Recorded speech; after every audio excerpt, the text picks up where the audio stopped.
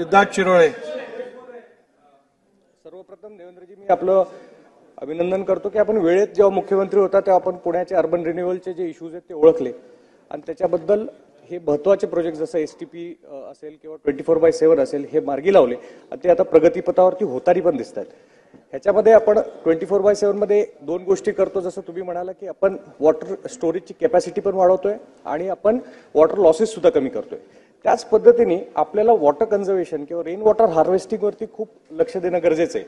कारण जे आधी 300 म्हणजे आज आता 300 फूट जरी बोर मारली तरी पाणी लागत नाहीये आणि कॉन्क्रिटायझेशन पण वाढतंय आणि त्याचबरोबर जे आपलं रिडेव्हलपमेंट आहे, आधी पुणे बाहेर वाढत होतं, आता रिडेव्हलपमेंटमुळे पुणे परत सेंट्रली पण वाढायला लागले आणि त्याच्यामुळे ग्राउंड वॉटर लेवल ही खाली खाली जात चालली.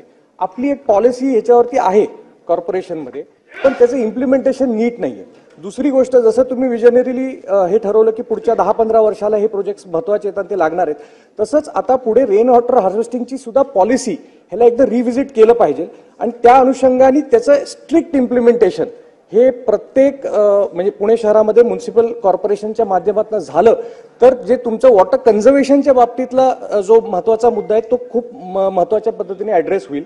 आणि दुसरं म्हणजे आपल्या ज्या विहिरी आहेत पुण्यामध्ये, खूप जुन्या विहिरी आहेत, ह्याचं संरक्षण आणि संवर्धन ह्याच्याबद्दल सुद्धा सिरियसली ऍक्ट केलं पाहिजे.